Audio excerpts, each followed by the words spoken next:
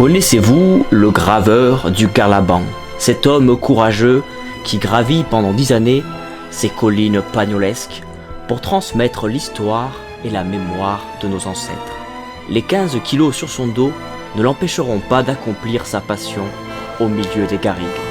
Et chaque fois qu'il revenait, il gravait sur ces roches calcaires la vie qui l'entourait en Provence. Tel un livre d'histoire gravé sur les roches, chaque dessin avait en fait un récit à nous raconter.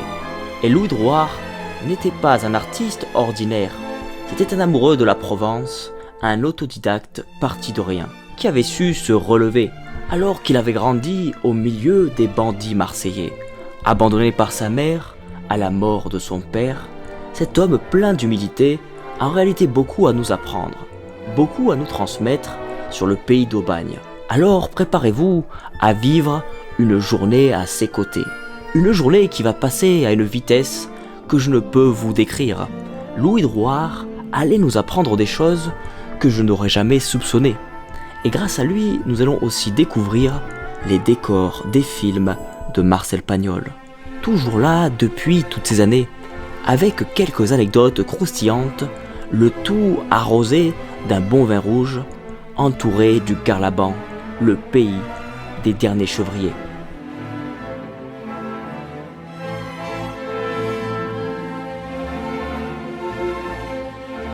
Il est là le caméraman, il me demandait, il croyait que c'était moi le caméraman. Bonjour, ça c'est le caméraman. Voilà, le caméraman. Impeccable.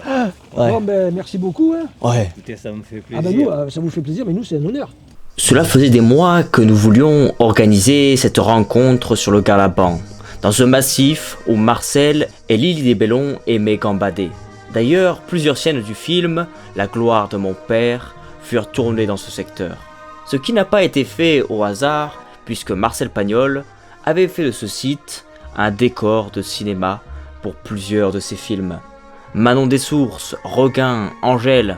Mais avant d'explorer ces différents lieux de tournage, Louis Drouard allait nous conduire là où tout avait commencé. Sa première gravure se trouvait là, au milieu de 120 autres, des années de travail faites gratuitement par amour et passion. Malgré des conditions parfois difficiles, du froid, du vent, Louis Drouard n'avait rien lâché. Mais alors une question me paraissait mystérieuse. Pourquoi avoir entrepris gratuitement un travail si colossal? Et comment avait-il fait pour continuer pendant si longtemps, malgré l'âge et le temps? Alors, Pissacan en Provence, vous savez ce que ça veut dire? Non, je sais. Non. Une bêtise, mais dans Pissacan, il y a pisse. Oui, un peu. Rapport Et can, c'est quoi? Can. Quand C'est les chiens. Ah oui, Ça fait pisser les chiens. c'est les chiens, tu vois, pisse, tu n'étais pas loin. Avec le nom déjà, ça veut tout dire. Et en fait, quand ça vient du latin, canis. Oui, Canis, c'est le chien. ça, Canis. c'est ça, D'accord, c'est ouais. can. Mais qu'est-ce qui vous a pris? Pourquoi il y a les gravures? Eh bien, j'ai rien inventé. Vous savez que les bergers en Provence, mais ailleurs aussi, ils ont toujours gravé les pierres. Vous avez tous entendu parler de la vallée des merveilles. Oui, dans le. C'était déjà les bergers. Oui. C'était au néolithique, bien sûr, il y a 5000 ans. Mais eux-mêmes, déjà, avaient la tradition de graver sur les roches. Ils gravaient un peu leur histoire. Et nous, ici, dans le Garlaban, nous avions des bergers, des chevriers, ils gravaient les roches. Et dans tout le massif, nous avons retrouvé une bonne vingtaine de pierres gravées. Vous avez au Taoumé un lieu qui s'appelle le passage du Loup. Vous avez une roche qu'on appelle la roche des bergers, qui a été retrouvée avec 5 ou 6 gravures. Que ces bergers ont disparu, puisque le dernier berger connu pour l'histoire, c'est le petit Paul, frère de Pagnol. Puis les années ont passé, il n'y avait plus de berger. Et un jour, je me suis dit que c'était une belle tradition de notre Provence qui allait disparaître, comme beaucoup de traditions et de patrimoine. Je me suis dit, c'est dommage, j'ai essayé une première gravure, puis j'en ai fait 2, 3, et je me suis plus arrêté pendant 14 ans, j'en ai fait 120. Alors, c'est tout fait à la main, manuellement, au marteau et au burin, à genoux, pendant des heures et des heures. Alors certaines gravures me prenaient une petite gravure avec l'expérience une journée, une grosse journée du matin au soir. Mais beaucoup de gravures, je dormais sur place. Alors le début, comme je ne suis pas trop bête, du moins je le croyais, je me suis dit sur les roches, impeccable, je mets mon sac de couchage, je vais dormir, mais toute la nuit je roulais. Ah oui, c'est pas plat. Toute la nuit je remontais, je Ah ouais. descendais. J'en ai eu marre, je suis allé dormir dans les broussailles, un endroit au plat. Ouais. Mais le problème, c'est qu'il y a les chasseurs. Ah. Et à 5 h du matin, c'était en octobre, je me suis dit, Louis, ils viennent chasser le cochon là. Je lui dis, tous les coups, tu vas te prendre un bon cochon. Et alors à 5 h du matin, j'étais assis sur la roche, il faisait nuit noire, c'était en octobre. J'attendais qu'il fasse jour, je piaffais tout seul, je me disais, merde, je perds mon temps. Et après, j'ai dit, mais à la lampe électrique, je vais commencer à écrire. Alors, j'avais gravé la gloire de mon père avec les Marcel et les 2 Bartavel, avec la lampe électrique. Et le crayon, j'ai écrit le texte comme ça, là, mais beaucoup plus grand, écrit. Et j'ai pas fait attention, j'ai écrit 2 fois le même mot, c'est-à-dire mais, M-E-S, je l'ai écrit 2 fois, pas fait attention. Et quand j'ai commencé à faire jour, que j'ai commencé à graver, quand je grave, je suis à genoux, comme ça. Et j'ai le nez sur la roche, parce que mon outil, il faut qu'il suive rigoureusement le trait du dessin. Quand vous faites un trou dans le mur, vous ne regardez pas où taper, bon, mais là c'est précis. Et donc je regarde que le mot que je grave, je ne vois pas l'ensemble. Et j'ai gravé 2 fois le même mot. Voilà. Alors je le dis bien souvent, et maintenant les profs ils me cherchent des fautes de partout. Hein. Alors pour graver, je pratique quand j'ai une idée d'un sujet, il faut que je le sente dans mes tripes, que je le sente bien. Je le dessine sur du papier aquarelle 300 grammes, très épais, de grandeur 50-65, grandeur en nature. Lorsque j'ai fini mon dessin, ça me prend toute une grande journée, je le découpe au cutter et j'en fais un pochoir. Alors c'est de la dentelle, il est très fragile.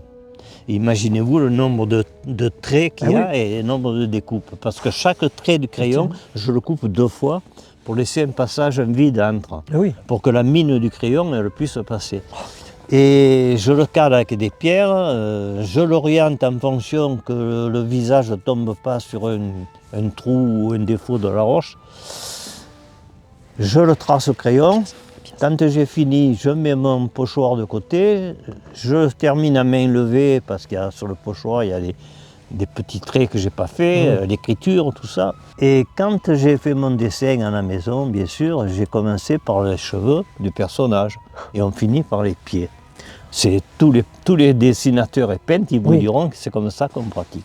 Et moi, la gravure, je ne pouvais pas, je m'en suis vite rendu compte, parce que si je commence à graver par les cheveux, je fais de la poussière. C'est ça. Et avec mon balai, quand j'enlève, j'efface mon dessin. Et je ne vois plus le dessin. Parce que le crayon, il est gris, la roche, elle est grise. Là, j'ai écrit par exemple, j'ai commencé par le X, et puis le Y, et de bas en haut. C'est déstabilisant. Oui, ça va être pas facile. Ouais. Non, on n'est pas habitué. Hein. Le fameux catalogue, ça, c'est un peu l'encyclopédie du Garlaban. C'est tout ce qu'il faut savoir sur le Garlaban, le principal. Il doit y avoir la photo des outils. Voilà. Ah voilà, les burins. Oui, voilà, les outils. Voilà. Alors, vous avez la massette ronde, 400 grammes. 400 grammes. Alors, pourquoi elle est ronde? Vous verrez quand vous voyez les artistes qui travaillent sur le marbre, ils ont toujours, pour dégrossir, ils ont une grosse massette carrée et un burin pour dégrossir le travail. Mais après, quand ils travaillent, ils ont une massette ronde. Pourquoi? Parce qu'elle est conique. C'est déjà un avantage. Le poids est différent de haut ou bas quand on frappe, mais pas que pour ça. C'est surtout que quand vous faites un trou dans un mur avec un burin, vous tapez sur le burin, vous regardez que vous tapez sur les doigts. Voilà. Mais quand on grave ou qu'on sculpte, il faut regarder le tranchant de l'outil. Et à ce moment-là, si vous avez qu'un petit marteau, vous risquez de vous taper sur le doigt en permanence. Alors qu'avec la massette ronde, même si on ne regarde pas et qu'on bouge la main, on tape toujours sur l'outil. On ne se tape pas sur les doigts. Voilà. Ça, c'est un gros avantage. Voilà. Ensuite, vous avez les ciseaux à froid. Ce sont des burins jusqu'au pointeau, hein, plus grande dimension, et des gouges, comme pour le bois, mais elles sont spéciales pour la roche. Ensuite, il y a ici un bédane, c'est un outil spécial.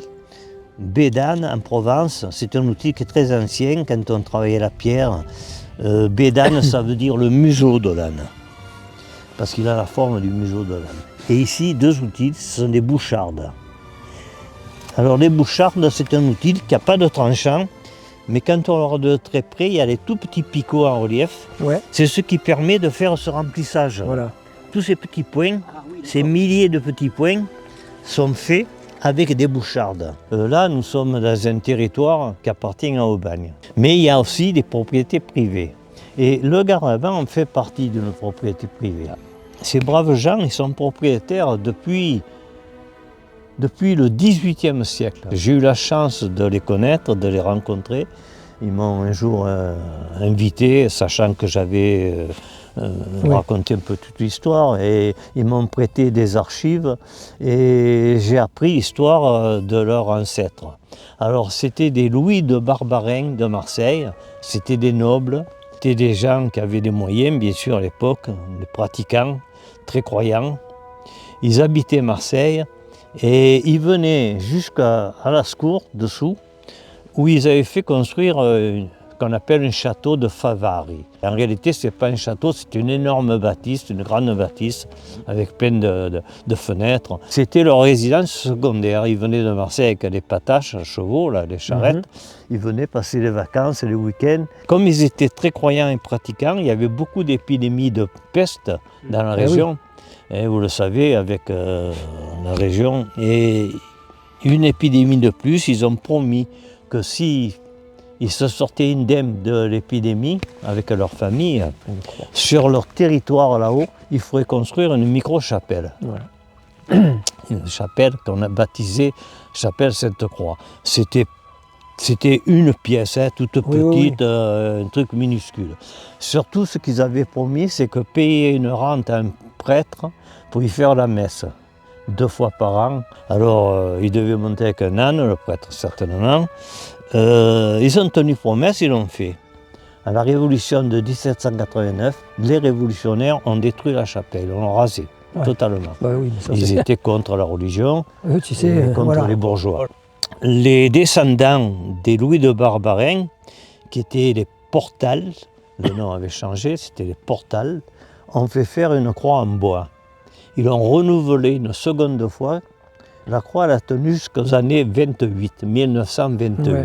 Et en 1928, les descendants des Portals et les Magnans ont fait faire la croix en béton. Et comme elle est en ferraille à l'intérieur, il y a la foudre tous les 10 ans qui décapite la croix. Ah oui. Voilà. Et l'abîme, et la foudre descend la ferronnerie, elle sort dans le bas, et elle éclate un morceau du bas. Et c'est nous, la ville d'Aubagne, aux frais des contribuables, qu'on la restaure.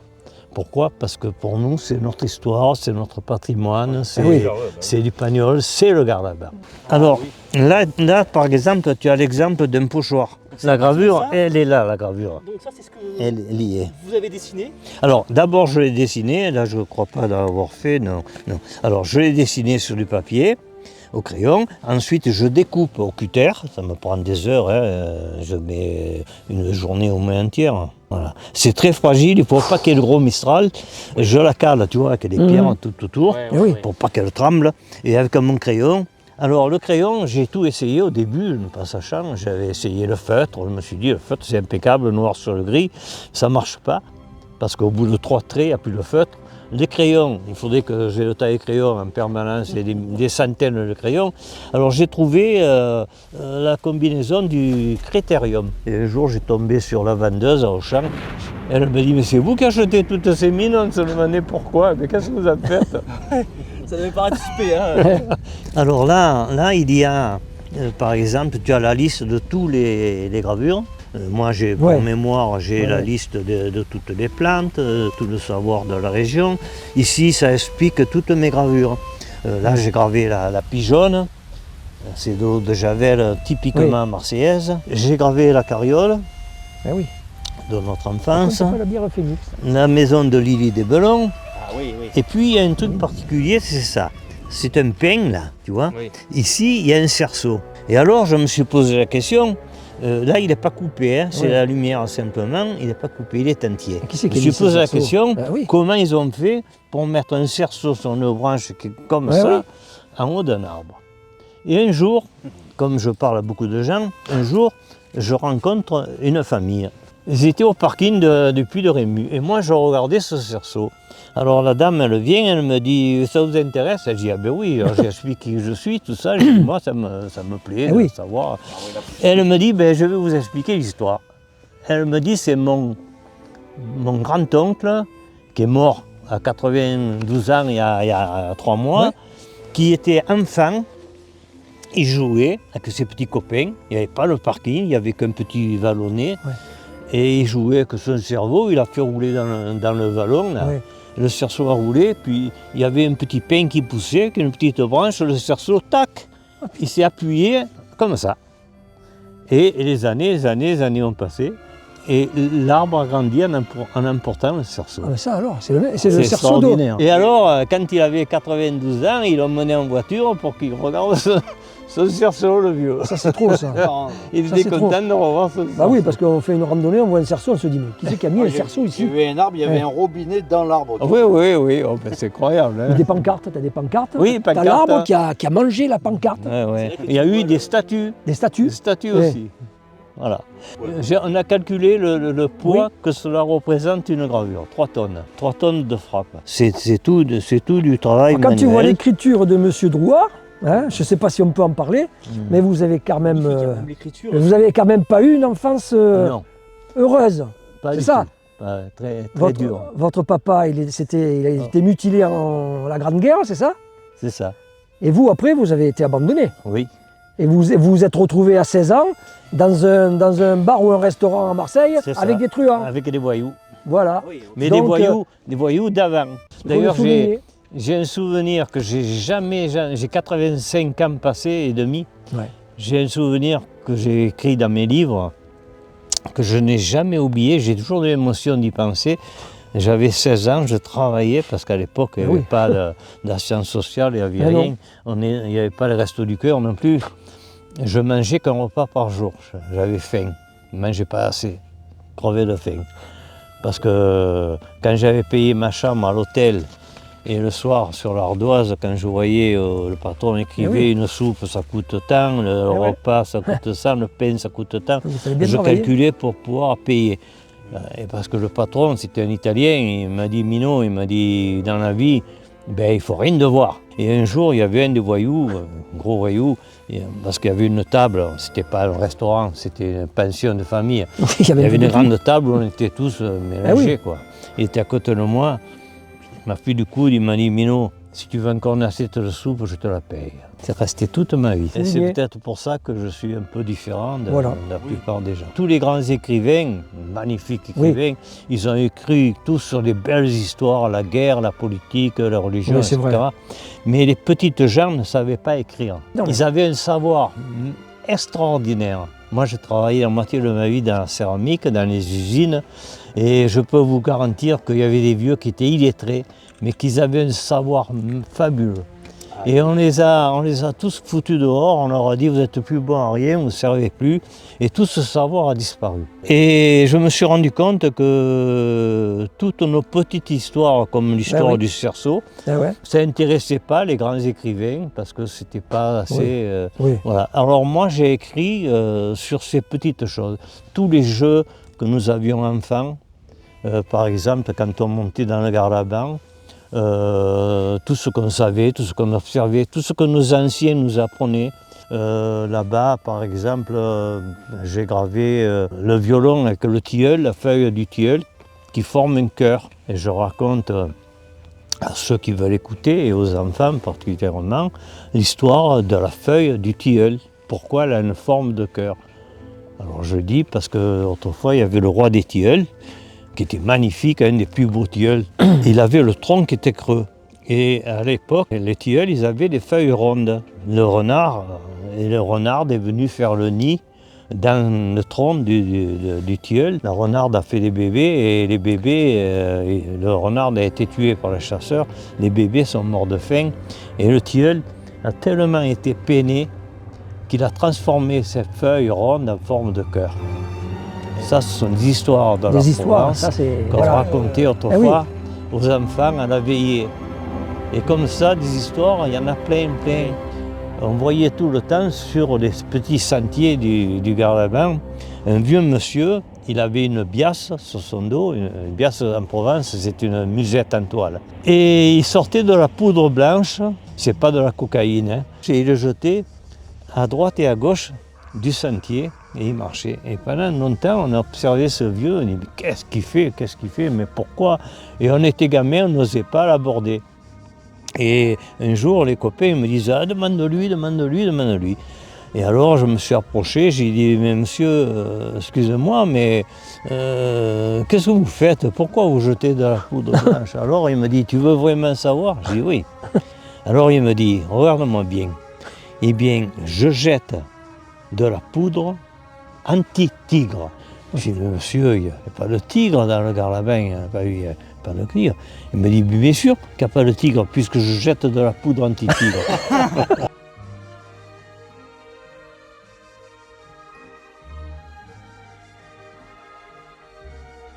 Alors, il faut dire que j'ai oublié de te dire que les textes, c'était ma compagne, qui habite à Marseille, qui s'appelle Annie Marin, qui était malheureusement malade et qu'elle ne pouvait pas venir voir les gravures, mais qui me composait les textes. C'est-à-dire qu'elle me demandait mon émotion, pourquoi je rendais hommage à telle personne ou tel animal, son histoire. Et elle, qui était très douée, me composait le texte. Et chaque fois, ça a commencé qu'un jour je gravais le cétoine. La cétoine, là, c'est un insecte. Et elle me téléphone et elle me dit « Qu'est-ce que tu fais ?» Je dis « Je fais une cétoine. » Et elle m'envoie un mémo sur mon portable avec un petit texte « Vous demanderai-je, si j'ose, une seule feuille de rose. » Ça m'a tellement plu que j'ai voulu le graver, mais je n'avais pas de place. Alors je lui ai dit « Tu aurais dû me le dire avant. » Et dorénavant, elle m'a commencé par me faire un texte à chaque gravure. Et pour ma 120e gravure, j'ai dit j'arrête à 120, c'est ma dernière. Elle me dit qu'est-ce que tu vas faire? J'ai dit écoute, je ne sais pas, je n'ai pas encore d'idée. Alors elle me dit mais moi je sais ce que tu vas faire. J'ai dit oh là là, qu'est-ce que tu vas me pondre? Alors elle me dit fais ton autoportrait. L'idée est bonne, mais moi je ne vais pas me couper l'oreille, je ne suis pas Van Gogh. Alors elle me dit non, tu vas voir. Alors elle m'a sorti sur l'ordinateur parce qu'elle a l'ordinateur, pas moi. Elle m'a sorti une photo de moi comme elle avait fait en train de graver. Et je me suis reproduit. Alors, parce que j'ai eu de très très belles histoires ici. J'ai eu par exemple, il n'y a pas très longtemps, il y a quelques mois, j'ai eu des non-voyants. Alors, quand on m'a demandé, j'ai dit écoutez, je l'ai fait qu'une fois avec une petite fille de 7 ans, mais elle était seule, j'ai tout expliqué, mais des adultes, je ne sais pas, mais vous verrez, ils sont dégourdis, tout ça. Et en effet, on a eu une journée extraordinaire, merveilleuse pour eux et pour moi, parce qu'on a appris réciproquement l'un de l'autre. Ça m'a un peu surpris parce qu'ils avaient le smartphone, alors que moi j'ai qu'un téléphone de vieux, et eux ils avaient le smartphone. J'ai dit, ils sont non-voyants, comment ça se fait? Et ils l'ont regardé de très près. Alors je dis peut-être que de près ils voient encore un peu. Alors l'accompagnatrice, elle m'a fait du coude, elle m'a dit tu comprends rien? J'ai dit ben non, ils sont non-voyants ou pas? Elle m'a dit oui, ils sont non-voyants. Alors il y avait un grand black, un noir, un géant, moi je suis pas grand. Et elle lui a dit, il m'a pris par le cou, il m'a dit tu comprends pas, hein? Il m'a dit tu vas voir, où c'est qu'il y a une gravure? Alors j'ai dit ben là il y en a une. Alors il a pris son smartphone et il a filmé comme ça. J'ai dit mais qu'est-ce qui va se passer? Il a resté un petit moment. Puis il m'a fait goûter. Avant de me faire goûter, il m'a fait expliquer, il m'a dit avec l'intelligence artificielle, voilà ce qu'on a fait. Et dans le smartphone, on lui dit, ben vous êtes devant une roche qui est de couleur grise, il y a une gravure qui représente telle chose, etc. On lui explique tout. Ouais, intelligence artificielle. Voilà. Une autre fois, il y a une dame, alors elle s'appelait Laurence. Laurence, elle était de Marseille. Tous les 15 jours, elle me laissait un petit mot. Parce qu'elle était gravement malade, comme ma compagne, elle était gravement malade. Et elle me marquait que tant qu'elle se battait, qu'elle arrivait jusqu'aux gravures, elle se battait contre sa maladie. Elle ne voulait pas lâcher prise, elle se battait. Donc finalement, vos gravures, c'était une thérapie. Voilà. Ah ben oui. Pour elle, ça. c'était un but. Ah ben oui. Elle, il paraît qu'elle me connaissait parce qu'elle m'avait vu en train de graver, mais moi, je ne l'ai pas connue, je ne l'ai pas... Oui. Et un jour, j'étais là à la boîte à lettres, un dimanche. Le dimanche, il y a des fois plus de 100 personnes qui passent. Et ce jour-là, je vois un groupe de gens autour d'une gravure. Ils étaient une vingtaine. Ah. J'ai dit, comme j'ai personne là, je suis voir. allé là-bas, je suis allé le voir, je me suis présenté, bonjour, c'est moi le graveur, ça vous plaît? Oui, qu'est-ce que vous voulez que je vous explique? C'est vous le graveur? Ah, on est enchanté, on est content, alors merci parce que vous avez fait l'emblème de notre association. Je lui dis, quelle MPEG? J'ai pas fait l'association, moi, qu'est-ce que c'est? Elle me dit, vous avez écrit à chacun son Everest. Ah, j'ai dit, alors écoutez, je vais vous expliquer, ce n'est pas pour vous que j'ai écrit. Ma compagne, en effet, elle m'avait dit, quand je lui ai parlé de cette Laurence, qui était malade comme elle m'a dit, ben, fais-nous une petite gravure pour nous. Ah oui. Personne ne le saura. Alors je ne savais pas quoi faire, j'ai dit, moi je fais que sur la Provence. Et j'ai fait un cœur avec 2 mains dedans. Ah oui. Et j'ai écrit, parce que ma compagne m'a dit, tu écris à chacun son Everest, ça veut dire que chacun se bat pour franchir sa montagne dans la vie, se bat contre quelque chose. Donc, ils me disent merci d'avoir fait notre association. Je dis, qu'est-ce que c'est comme association? Ils me disent, c'est un médecin de la Timone qui a créé une association à chacun son Everest pour que les malades se réunissent. Et c'était eux, c'était tout le groupe. Et alors j'ai dit, écoutez, c'est pas pour vous, tant mieux, ça vous fait plaisir, mais c'est pas pour vous. Et il me dit, mais pourquoi vous l'avez fait alors? Alors j'ai dit, écoutez, je ne dis pas toujours, hein. Vous êtes un groupe, je vais vous le raconter. Vous êtes des soignants, je vais vous le raconter. Et je commence à raconter l'histoire de Laurence. Sa maladie, ses écrits, tout ça. Et l'ambiance, plus personne ne parlait. Un silence complet. Et il regardait une femme qui pleurait, c'était Laurence. Elle m'a sauté au cou. Et les années ont passé, et je ne l'ai plus vue. Elle m'a écrit qu'elle rentrait dans une chambre stérile, une greffe de la moelle osseuse. Je ne l'ai plus vue. Et puis un jour, je rencontre une dame, elle me dit, je suis sa cousine, elle ne peut plus marcher, ça n'a pas réussi, elle ne peut plus marcher, elle ne monte plus. Elle pense souvent à vous, tout ça. J'ai dit, vous lui ferez une grosse bise, tout ça. Et puis quelques temps après, il y a un grand gaillard, j'étais avec un groupe, moi je ne suis pas grand, c'était encore un géant. Il me dit, c'est vous le graveur? Je dis, oh putain, il m'a m'engueulé lui, tous les coups. Et je relève la tête, il dit, oui, pourquoi? Il me dit, je cherche chacun son Everest. Je dis, attendez, avec tout ce qu'il y a, vous cherchez juste ça-là? Il me dit, non, il me prend par le cou, il me dit, non, je suis le frère de Laurence. Et elle veut qu'on fasse une photo ensemble devant le cœur. Pareil, un dimanche soir, plus personne, j'attends. Bon, il y en a, les gens. Et puis des fois, les gens, ils descendent du Garlabin, ils vont voir les gravures du fond, ils ne savent pas qu'il y en a ailleurs. Alors ils repartent. Alors, je jette toujours un coup d'œil, je vois qu'il n'y a personne. Et j'ai dit, bon, allez, je vais partir, il n'y a plus personne. Et j'entends du bruit au fond. Je ne vois personne, alors je vais en bas au fond, voilà. Je regarde, et je vois un petit garçon, 5 ans, assis, par terre. 5 ans. Je dis, où ils sont tes parents? Il me dit, ben, je ne sais pas, ils m'ont laissé, ils sont partis. Pas possible. Partis, oui. Comme ils sont tes parents. Comme ça, comme ça. Je dis, oui, en effet, je les ai vus passer, mais un moment déjà. Allez, bon, viens avec moi. Alors je montais en voiture, puis je me repérais du genou. À l'époque, je montais peu à pied, je montais en voiture. Je le mets dans la voiture, tout petit, pêcheur. Et je descends, vite, vite, j'arrive presque au parking, et il se met debout sur la chaise. Et j'ai dit, c'est eux tes parents? Il me dit, ouais, c'est eux. Alors je les dépasse. J'ai dit, vous n'avez pas oublié un colis des fois au Garlabin? Alors ils se regardent presque à m'engueuler, tu vois. Et le minot, il sort. Ah, maman, maman. Même pas merci. Vous n'avez pas vu qu'ils avaient laissé le gamin? Ouais, ils avaient laissé le gamin. La pierre renvoie la chaleur, et l'hiver, il fait froid. Mais moi, c'était en été que j'étais venu. Hein. Et l'hiver, il fait un froid glacial. Oh, ça tape. Alors, je te présente Fanny. Tu peux faire un gros plan à Fanny. Alors, tu sais ce que ça représente, Fanny? Pourquoi on parle de Fanny et la pétanque? Alors, explique-le-moi. Ben, quand tu joues à la pétanque, si tu te prends un 13-0, eh ben, l'équipe qui a perdu doit embrasser le cul de Fanny. Tout le monde connaît cette histoire. La vraie histoire de Fanny, je vais vous la raconter. Vous connaissez une ville qui s'appelle Romans, dans la Drôme. Ouais. Et dans ce village, ils avaient une tradition, c'est que quand ils perdaient 13-0, on appelait une dame qui était dans le café du village, le seul café, qui s'appelait Fanny. Et cette Fanny arrivait et acceptait qu'on lui fasse le bisou sur les joues. Voilà. Sur les joues.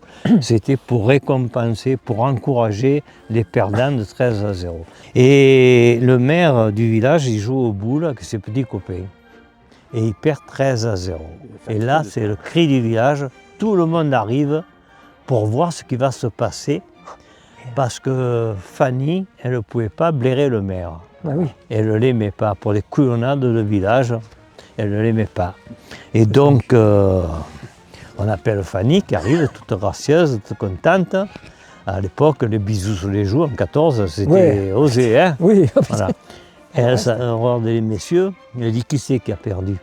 Et on lui dit c'est monsieur le maire. Fanny, elle ne bouge plus, elle ne rit plus. Et le maire, devant ses copains et la moitié du village, il ne peut pas être moins joueur. Il s'avance vers Fanny pour lui faire le bisou.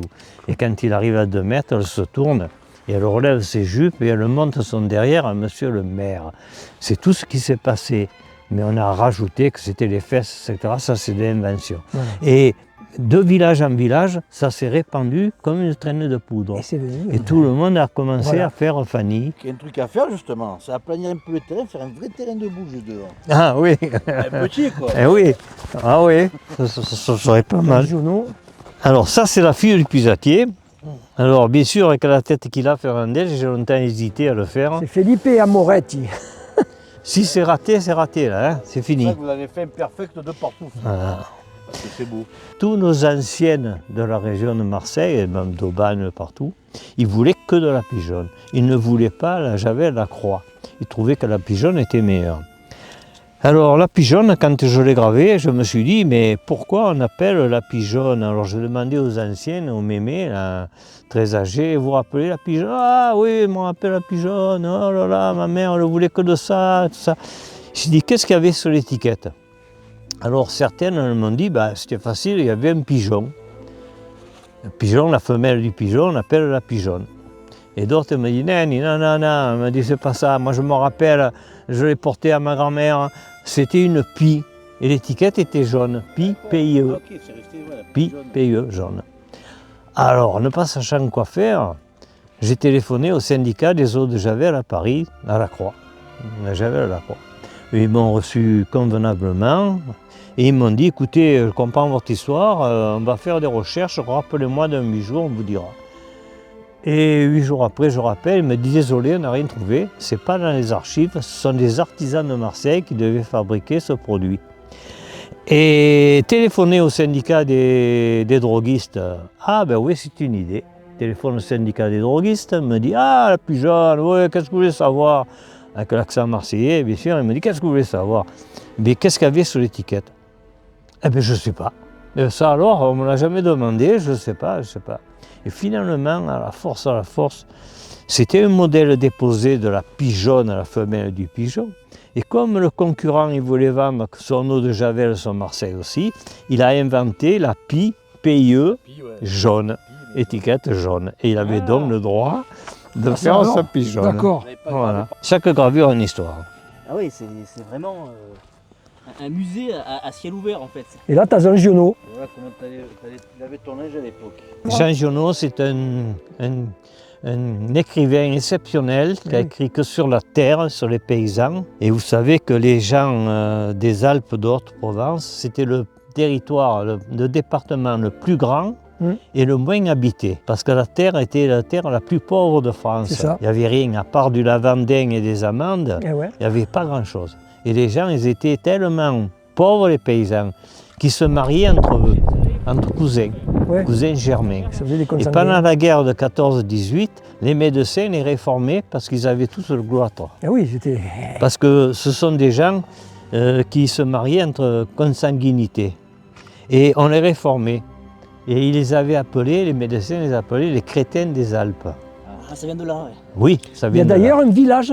Et donc, dans les Alpes-de-Haute-Provence, C'est dit ça, il y a un ils village. étaient restés rustres, avec la terre Encore, oui, oui. pauvre, le travail très dur. Oui, oui. Et Jean Giono a écrit toute leur histoire. Que les rivalités pour un morceau de terre, ils s'entretuaient pour un Ah morceau oui, de terre. Quoi. Et C'était terrible. voilà. Et Giono a écrit de très très beaux livres. C'est que dans le nord de la France. Voilà. Il a écrit de très beaux livres là-dessus. Et M. Pagnol, bien sûr, s'en est servi pour faire ses œuvres. C'est vrai que ce village, j'en ai entendu parler, c'était un village où il n'y avait que des consanguins. Oui, C'était un village. oui, moi j'ai connu, dans les Alpes de Haute-Provence, Oh, j'ai connu Oui. un monsieur qui était à l'époque grand-père, Ouais. avec sa femme était morte, c'était sa cousine germaine. Ah ouais, non, mais- Et cette famille, ils ont eu 3 enfants. Ils ont 3 enfants normaux. Et ces enfants se sont mariés à leur tour. Ah oui, Et eux, à chacun, ils Ouais, ont eu un ils ont enfant eu- handicapé. voilà. Cette plante-là, filme-la parce qu'elle vaut quelque chose. Ah oui. Ouais. Personne ne la remarque parce que personne ne connaît l'histoire. Alors ça s'appelle, de nom latin, ça s'appelle du brachypode rameux.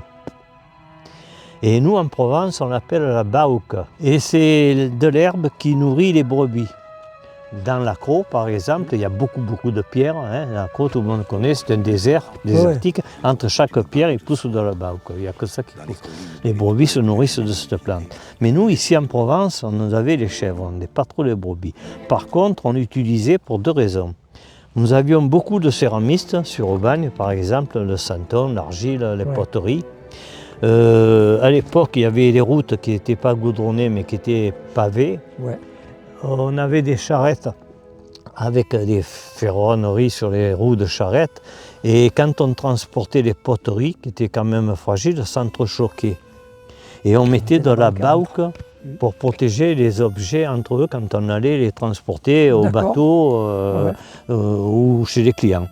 Et il y avait des céramistes, ils n'avaient pas toujours le temps de venir ramasser la bauque. Il y avait des gens qui étaient professionnalisés, qui ramassaient de la bauque et qui revendaient aux céramistes. Ah d'accord. Donc ça donnait le travail 2 fois.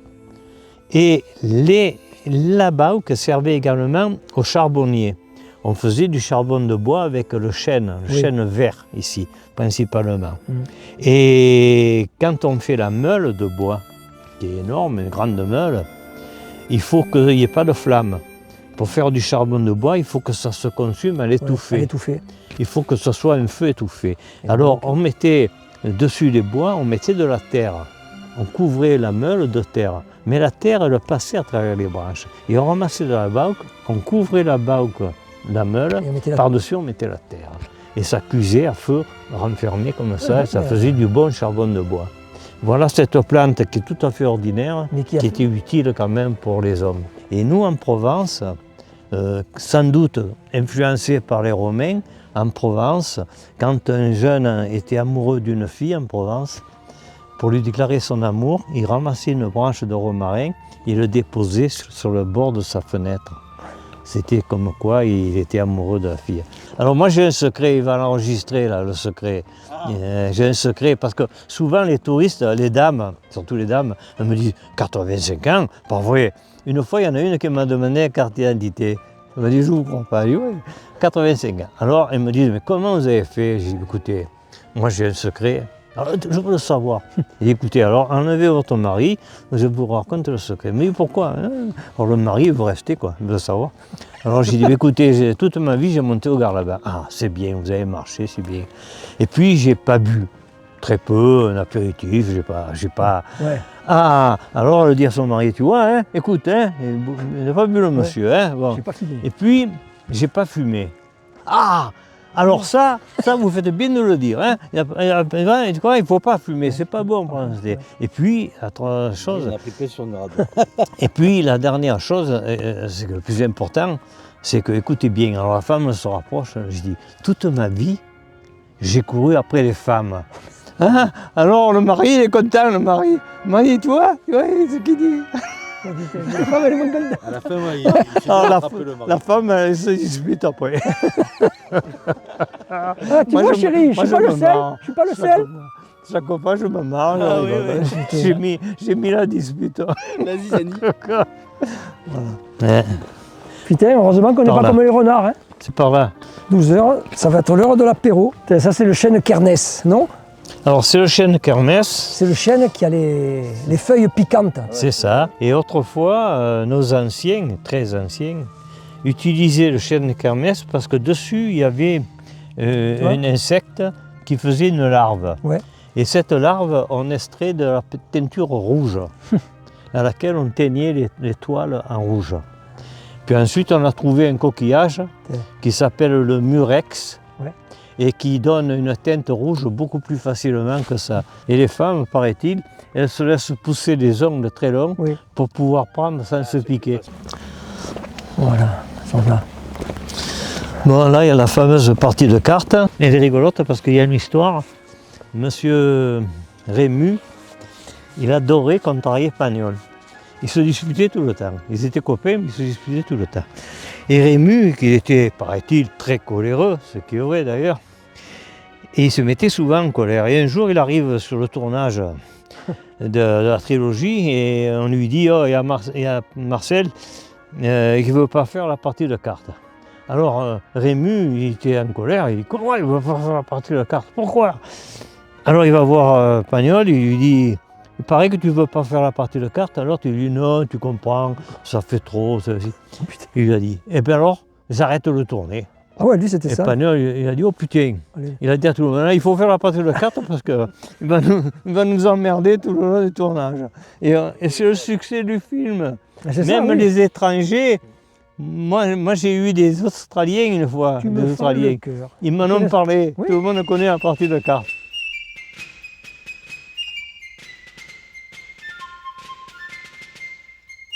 Heureusement qu'il y avait Gilles pour penser à l'apéro. Il avait acheté une petite bouteille de rouge afin d'immortaliser ce moment avec Louis, le dernier graveur du Carlaban. Petit gaillac. Ouais. Attends, ça demande des choses, non? Oui. Prendre l'apéro, regarde, devant le Garlaban. Ah bah oui, Hein? c'est sûr. Si c'est pas du bonheur, Mais ça. avant cet instant dégustation, Louis tenait à nous montrer sa première gravure. C'est ici que tout avait commencé, et on se rend compte qu'il avait commencé avec peu de moyens, un matériel qui avec le temps va se compléter, s'améliorer. Cela reste à l'image de nos vies, on commence souvent avec peu de choses, et peu à peu on s'améliore, on apprend.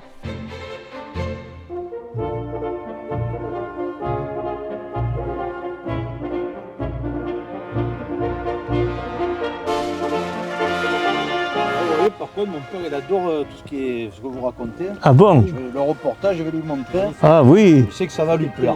Ah, D'habitude, il regarde pas trop les ouais. Quel âge il a, votre papa? Il a 70 ans, il a. Un peu de rouge. Merci. Clément. Un petit verre, non? Ah. Ah oui, oui. Ah, il faut qu'on trinque, là. Exceptionnellement. Alors moi je fais exception, hein, parce que... Exceptionnellement. Ah Merci. Parce que je mange qu'un repas par jour, moi, À Monsieur Douard, que le soir. pour sa gentillesse, sa disponibilité. Hein? Ça a Merci. été... Merci Euh, beaucoup. Pour moi, c'est un grand plaisir de vous rencontrer et ça me fait plaisir de vous donner C'est du plaisir, c'est du le bonheur. meilleur qu'on peut de notre histoire. Surtout, Ah, un nous grand aussi, plaisir. hein, c'est vraiment. Parce que Nous aussi, c'est un grand honneur d'apprendre il faut, tout il ça. faut absolument que les nouvelles générations n'oublient pas tout ça. D'ailleurs, nous avions prévu plus tard dans l'après-midi de partir à la découverte du village d'Aubignan, le décor du film Regain dont parlait le graveur du Garlaban. C'est un village qui n'existe pas et qui aurait été entièrement construit pour les besoins du film. Mais avant ça, Louis allait nous raconter des anecdotes qu'on n'aurait jamais pu imaginer. Alors il y aura de l'heure. Alors des fois, il me dit « Ah, elle est à jour ». Et des fois, non. Alors quand elle n'est pas à jour, je leur dis « Il faut que je fasse venir l'horloger Eh oui. C'est Là, où il- l'horloger, finalement? L'horloger du Là, Garlaban. il est, là, il est, Ouais, voilà. là, il est 1h10. Ah, j'ai des mus. Voilà. J'ai des mus, c'est le remouleur. Celui qui tire la charrette pour aiguiser les couteaux. Paratibus, Alors. Gédémus. Malheureusement. Et là, ma mèche, c'est la vieille italienne. Alors, Gédémus, lui, c'est le remouleur. Il avait un chien. Un chien qui l'aidait à tirer la bretelle. Ah oui. Et le chien, il est mort. Ouais. Alors, il remplace le chien par une femme. Oui. Voilà. Et cette femme, Arsule. elle s'appelle Arsule, elle est pauvre, elle est misérable, la pauvre. Elle disait qu'elle elle aimerait un jour manger du poulet, elle n'en avait jamais mangé. Et le Gédémus, il la prend pour tirer la carriole, à la place du chien. Il la paye pas cher, bien sûr. Et elle tire toujours la carriole.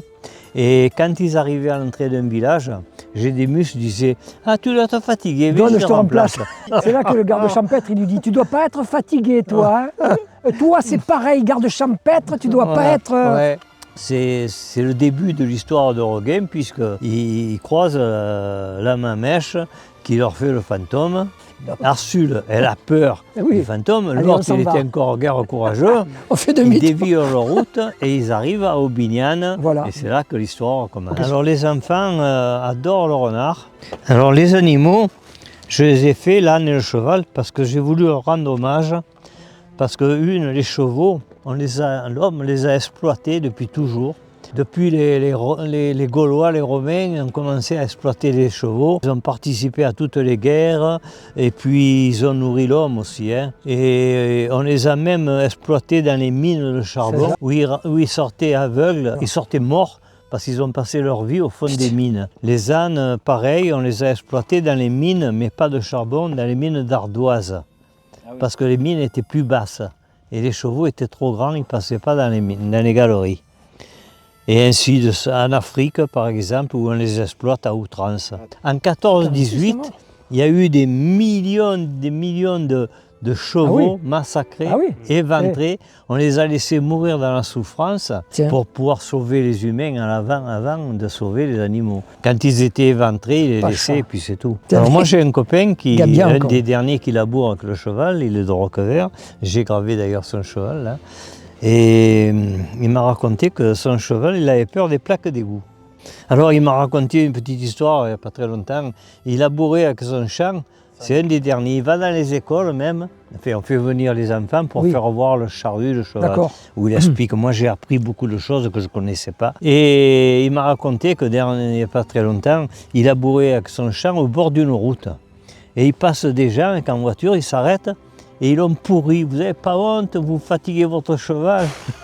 Il m'a dit, j'ai essayé de leur expliquer que c'était un cheval de trait, c'est pas un cheval de promenade, et qu'il faut qu'il travaille pour pas qu'il soit énervé le cheval. Sinon je ne le tiens plus. Il m'a dit, j'avais beau expliquer, il ne comprenait pas. Quand même, la nature, elle vous a laissé pas mal de bels emplacements pour faire vos... Oui. Ah ben c'était prévu, hein. C'était de m'attendre. Ouais. Moi je ne les ai pas cherchés, c'est les pierres qui m'ont trouvé.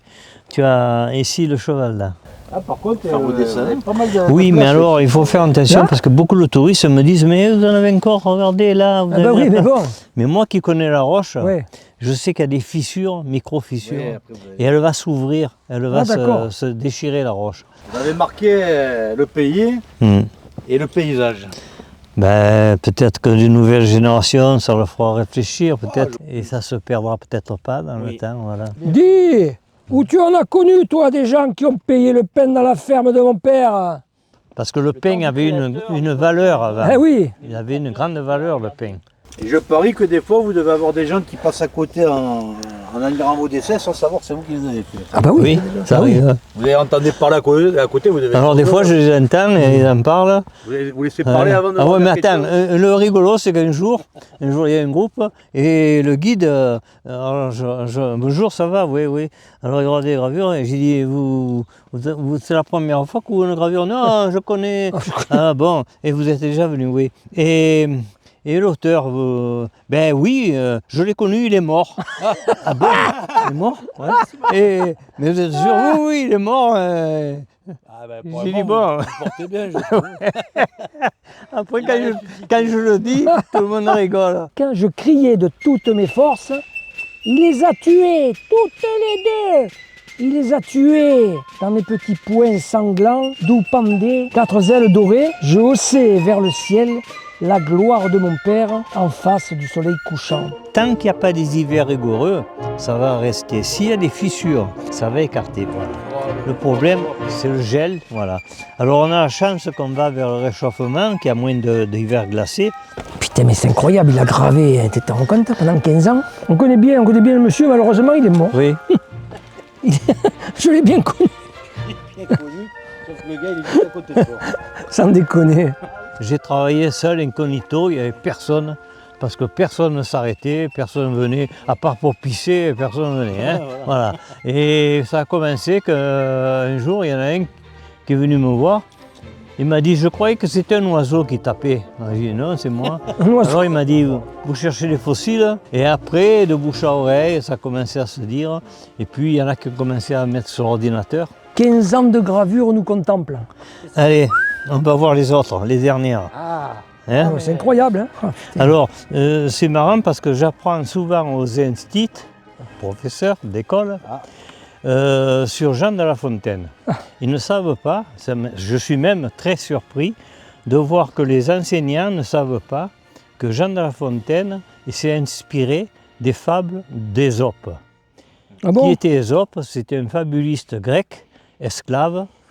Il avait la malchance d'être petit, tordu, bossu, bègue. Il était très laid. On disait de lui que quand il faisait des grimaces, on le trouvait presque beau. Et il était esclave. On l'exploitait à outrance parce qu'il était très laid. Et un jour, sur une foire aux esclaves, il y a un marchand qui met deux super bonhommes, là, beaux, grands. Pour embellir encore les deux autres, il met le lait au milieu, le petit Ésope. Et alors le seigneur, il passe et il dit, combien tu le vends, le grand, là, comme ça? Il dit, ouais, qu'est-ce que tu sais faire? Alors il dit, je fais la vaisselle, je fais le manger, je fais ci, je fais là. Oh, bien. Et toi, il dit au deuxième grand.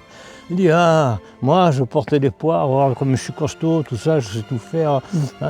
Alors tout le monde fait du coude au seigneur, il dit, mande-le au tordu, là, pour rigoler, quoi. Alors le seigneur, il dit, et toi? Qu'est-ce que tu sais faire? Tout le monde s'esclave, tout le monde rigole, la foule est là, elle attend la réponse. Et alors Ésope, il regarde le Seigneur et il dit, eh bien moi, ben je fais rien. Il dit, comment tu fais rien? Ben les autres, ils font tout. Ah putain. Moi, je fais rien. Et alors, il achète. Ah oui.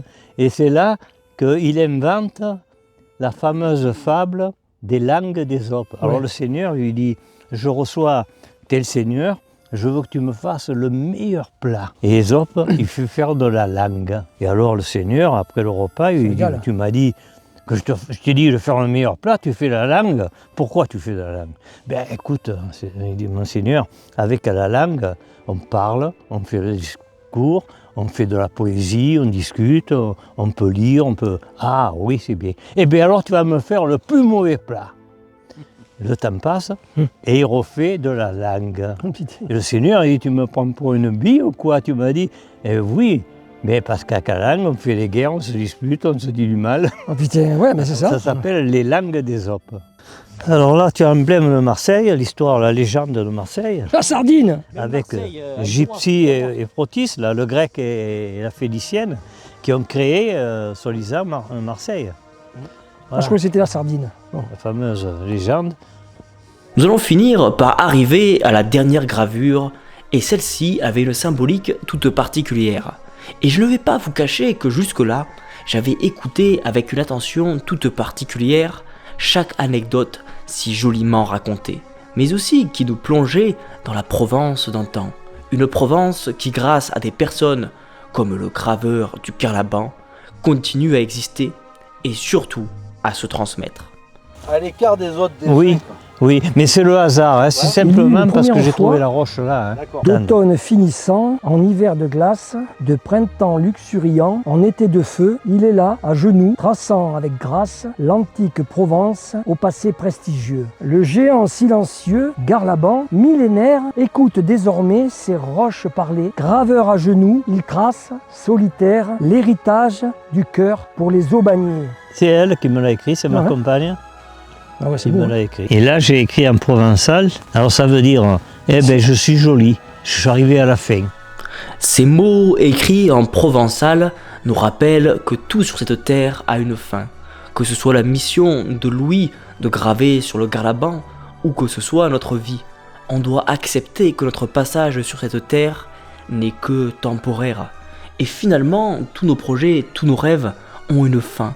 Tout n'est que limite dans cet univers pourtant infini.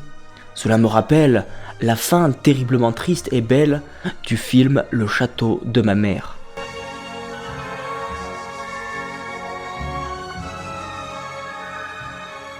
Je suis né dans la ville d'Aubagne, sous le Garlaban, couronné de chèvres au temps des derniers chevriers. Garlaban, c'est une énorme tour de roche bleue. Elle monte très haut dans le ciel de Provence. Ce n'est donc pas une montagne, mais ce n'est plus une colline. C'est Garlaban. C'est ici, dans ce vallon, que se trouve un lieu de tournage du film Manon des Sources. D'ailleurs, Louis Drouhard nous a indiqué une cavité au-dessus dans laquelle Marcel Pagnol aurait possiblement laissé ses empreintes. Et vous avez ici, là, en face, voilà, la grotte de Manon, là-dessous. Quand on est dessus, là, dans le film, tu as Manon des Sources qui est avec son âne, son chien et ses chèvres. Elle relève la tête et en haut du rocher, il y avait Hugolin. Hugolin qui déclare son amour à Manon. Alors, quand vous remontez dans la grotte, vous avez là-bas une grotte, un abri, il y en a deux. Pourquoi je vous en parle? Parce qu'en 1934, M. Pagnol, il est venu en repérage, il a vu cette grotte, il a dit, là, qu'est-ce que c'est? Il est allé voir et il a vu qu'il y avait de l'eau qui tombait de la voûte. Alors il a demandé à M. Broquier, Marius Broquier, son maçon, le fameux compagnon de route, il a demandé de lui faire une vasque. Parce que M. Pagnol, il est très amoureux des sources. Il était amoureux des femmes et des sources.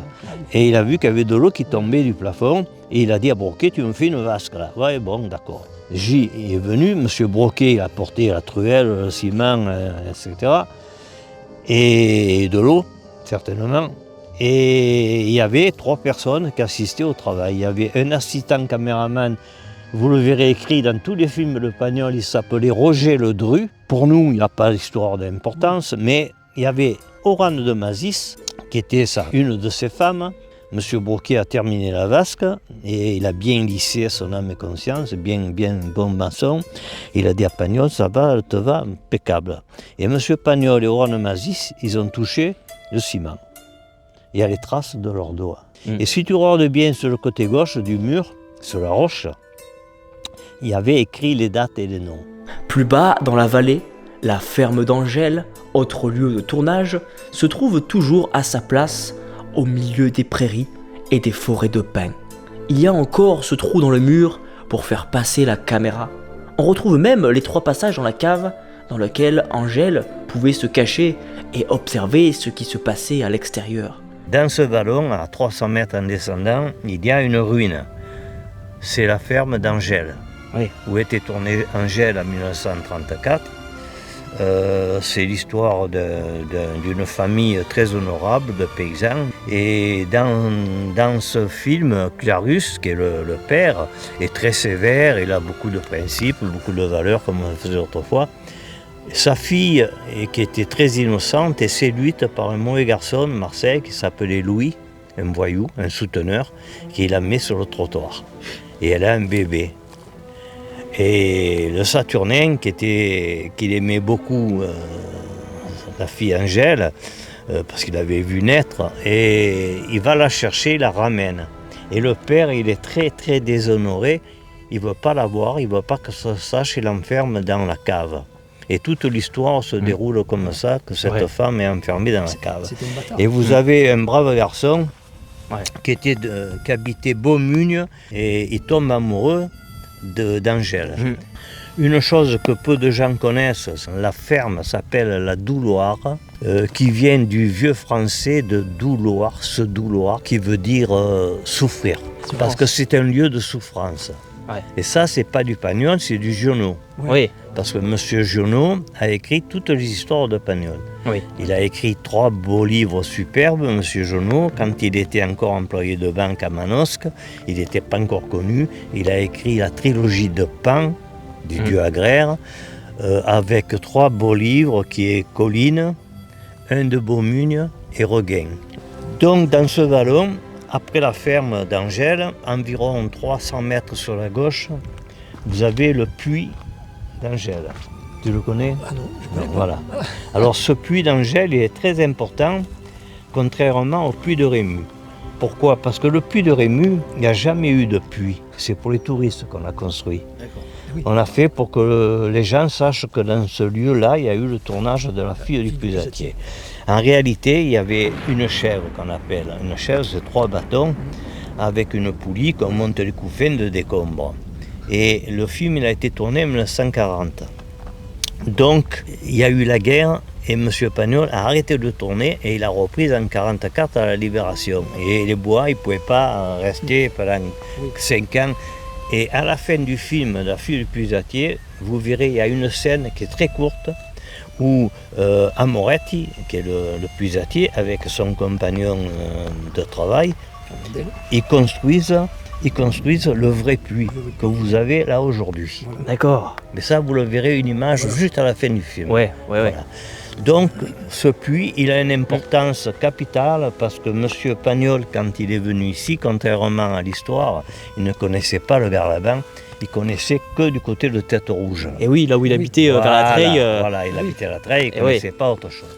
Il est venu ici avec le conseil de quelqu'un qui l'a emmené et qui lui a fait visiter tout le secteur. Il a découvert le vallon de Marcelin et il s'est dit voilà, le lieu est formidable, en haut on fera le film Regain, etc.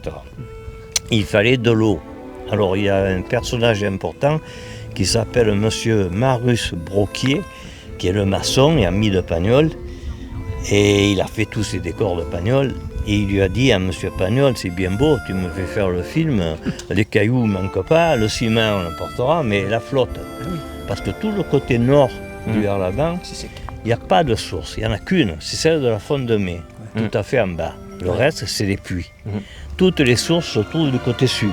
Et donc, il lui a dit, il faut trouver de l'eau. Il lui a dit, Pagnol, il avait réponse à tout, il lui a dit, tu fais un puits. Alors, tu vois, t'emballes pas, je suis maçon, je ne suis pas puisatier. Mais je connais un très bon puisatier qui est des Camoins. Et lui, il pourra faire le puits. Alors, fais-le venir. Et ils ont fait venir le puisatier. Le puisatier est venu, il a connu Pagnol, il était enchanté. Il a dit, oui, bon, moi je vous fais le puits, tout ça. Et Pagnol lui a dit, je veux le puits là, parce que la ferme sort là. Oh, vous n'emballez pas. Je suis puisatier, mais je ne suis pas sorcier. Mais, étant puisatier, je connais bien sûr un bon sorcier. Seulement, il ne peut pas venir le dimanche, comme vous le dites. Il a dit, pourquoi? Parce que c'est le curé des Camoins. Il fait la messe le dimanche. Et oui, forcément. Et en même temps, il est sorcier. Alors, ils se sont rangés, il est venu. Et le sorcier, au bout d'un quart d'heure, il avait trouvé de l'eau, mais pas où Pagnol le voulait. Un peu plus loin, 300 mètres plus loin, sur la gauche, il lui a expliqué qu'il y a des roches bleues qui descendent, l'océan. Ils ont creusé, et en Provence, les puits, en principe, sont très profonds. Et ici, ils ont trouvé 14 mètres, 4 mètres d'eau de suite. Ils ont arrêté, ils avaient suffisamment de l'eau pour tout faire. Et y compris pour se laver les mains après le jeu de boules, quand ils avaient joué la partie de boules. Ils avaient de l'eau parce qu'ils ont campé là, ils ont resté là longtemps. Voilà. Alors en haut, qui s'appelle Aubignan. Alors pourquoi le village d'Aubignan? Parce que, encore, il faut revenir à Giono. Monsieur Giono a écrit les fameux livres, la trilogie, et qui était des Alpes d'Haute-Provence, de Manosque, et il avait une grande passion pour 2 villages, qui étaient Aubignac et Simiane, dans le Var. Il en a fait Aubignan. Sur le rocher du Saint-Esprit, il y avait une église, il y avait une rue avec quelques maisons, mais c'était que des façades, il n'y avait rien derrière. C'était construit pour le décor. Mais par contre, il y avait une maison où elle était construite entière, avec toiture et tout. C'était la maison du Panturle. Alors, on dit toujours le Panturle ou la Mamèche. Pourquoi? Parce que dans les Alpes de Haute-Provence, les Gavots mettent toujours le ou la devant un nom propre. Toujours. Et donc, Giono l'a fait et Pagnol l'a conservé. Oui, il a conservé. Alors, donc, le Panturle, c'est un vrai sauvage. C'est un gaillard d'une 40aine d'années, célibataire, il se nourrit que de sauvagines. C'est un ours, quoi. Et il vit dans ce village. Et il y a 2 autres personnes qui vivent. Il y a le père Gobert, qui est un vieux de 80 ans, qui est le forgeron, et que son fils lui dit, tu ne peux plus rester là-haut, la maison va te tomber sur la tête, et puis qu'est-ce que tu manges là-haut? Il lui dit, un peu des pois chiches, un peu des amandes. Non, allez, tu ne peux plus rester là-haut, tu viens à la maison avec les enfants, tu seras très bien, et il le récupère. Et il reste une autre personne qui est la Mamèche. La Mamèche, c'est une vieille italienne tout habillée en noir. Elle est très en colère, elle est très... très agressive envers les gens du village qui sont tous partis et qu'elle, elle est restée. Et là, il faut savoir pourquoi elle est en colère. Parce qu'il faudrait lire Giono avant de voir les films. Ouais. Parce que M. Giono a raconté que c'était une jeune Italienne qui arrivait d'Italie, émigrée, avec son mari. Ils arrivaient ici en France, ils sont venus à Aubignane. Dans ce village, ils construisaient un puits pour avoir de l'eau. Et quand on trouve du safre dans un puits, quand on creuse un puits, tant qu'il y a de la roche, ça va. Mais quand on trouve du safre, c'est du sable, et qui s'effondre avec le contact de l'air. Et il faut murer le puits. Il faut le boiser, ou le murer, ou le caroler. Et les gens ils disent « Oh, c'est pas la peine, on abandonne, c'est trop compliqué, on ne le fait pas ». Et le mari de la mamèche, très courageux, il dit « C'est dommage, on allait arriver à trouver l'eau, il faut encore travailler ». Il descend, ça s'effondre, et il meurt enterré dedans. Et les gens, ils le laissent au fond. Ouais. C'est pour ça que la mamèche était très en colère. Elle avait laissé son mari. Et elle dit, comment mon mari vous a donné l'eau de la soupe et vous l'avez laissé. Et malheureusement, elle était jeune mariée, toute belle, toute fraîche. Elle se trouve enceinte. Son mari vient de mourir. Elle se trouve enceinte. Et elle déplace son bébé dans les champs, au bord du champ, pour aller travailler, pour pas grand-chose, elle allait travailler pour les paysans. Et le bébé, il a mangé de la ciguë, c'est un poison violent. Ouais. Et il meurt empoisonné. Et la pauvre femme, pendant des heures, elle hurle dans la garrigue, toute seule, à mort de son enfant. Pour ça que c'était très, très dur, très triste. Mais ça, c'est du Giono. Oui. Et dans les films de Pagnol, vous ne verrez pas tout ça, vous ne saurez pas pourquoi. Voilà. Mais Marcel Pagnol sera le premier à créer des décors de films en extérieur. Avant, le cinéma ressemblait davantage à une pièce de théâtre filmée dans un décor intérieur. Mais pour le film Requin, un maçon construira un village entier avec même sa propre église. Et lorsqu'on regarde les images du film, on a l'impression que ce village est réel. En arrivant sur place, on a même eu l'impression d'être plongé dans le film. Chaque morceau de pierre nous semblait tout à fait familier. Même la maison de Panturle, avec sa petite vasque d'eau, était facilement identifiable. Cette porte, c'est celle où l'un des personnages va trouver une flaque de sang, et tout affolé, il va descendre à la gendarmerie la plus proche pour faire identifier ce qu'il a pris pour un meurtre, alors que c'est du sang animal. D'ailleurs, la scène du film de la gendarmerie est facilement reconnaissable à Roquevert. Alors voilà le fameux oratoire de Jean-Marie Vianney. C'est un saint homme qui a été canonisé par le pape, patron des curés de l'univers. Et quand ils ont construit l'oratoire, c'est dans le secteur du propriétaire du Garlaban. Et le curé d'Ars, en Santon, vous le voyez là dedans, il était sur la petite étagère au fond. Et c'était tout récent, il était tout neuf encore, c'était tout propre. Je suis arrivé un jour et il était décapité. Oui, mais ça, moi je ne suis pas religieux, je ne crois pas en Dieu, mais je respecte les choses. Alors je suis venu avec une pince longue, j'ai tiré le curé à travers un des carreaux là. J'ai réussi en le tentonnant à le sortir, j'ai sorti la tête, je l'ai mené chez moi, je l'ai recollé, je ne savais pas où le mettre, je l'ai mis sur ma table de nuit. Et moi qui ne suis pas croyant, j'ai dormi toute la nuit avec le curé d'Ars à côté. Ça me fait rire parce que je pense à des trucs comme ça, je me dis mais pourquoi tu es allé le mettre là? Et après, le lendemain, je l'ai recollé. Alors, puisque vous avez l'air un peu de vous y intéresser, je vais vous montrer quelque chose qui est dans ma voiture. Je vais vous le montrer. Il va le filmer parce que c'est exceptionnel, c'est très rare. Voilà, ça c'est ma compagne, ça vient de son arrière-grand-mère. C'est une médaille à l'effigie du curé d'Ars. Voilà. Là c'est au dos. C'est pas courant parce qu'elle est en vieil argent, elle a 200 ans. Et elle s'ouvre, et à l'intérieur, qu'est-ce qu'il y a? Il y a un morceau de sa soutane. Ah oui, d'accord. Ah oui, Vraiment. Vérité. la vraie La soutane vraie soutane du curé d'Ars. Un petit morceau sur une feuille d'or. Alors ma compagne me l'a confié. Toutes bonnes choses ont une fin, même les plus belles rencontres. C'est souvent bien trop tard qu'on réalise la chance d'avoir connu une personne. Le dernier graveur du Garlaban fait partie de ces anciens qui en toute humilité nous transmettent leur savoir. Telle une source qui nous abreuve, on a besoin de l'eau, tout comme on a besoin de s'abreuver des connaissances de nos anciens. Le passé est une immense richesse que parfois on laisse tarir en l'oubliant. Mais les gravures de Louis resteront dans la roche tant que la nature décidera de ne pas les effacer. Elles seront une chance pour nos générations de se souvenir d'où l'on vient. Et je crois que dans les temps qui arrivent, nous aurons besoin de nos anciens. Mais il est déjà trop tard, car beaucoup sont déjà partis. Heureusement, il existe encore des ponts entre les époques, des édifices solides, des gravures, des ouvrages et des films qui ont un point en commun. Nous aider à revenir à l'essentiel de nos vies.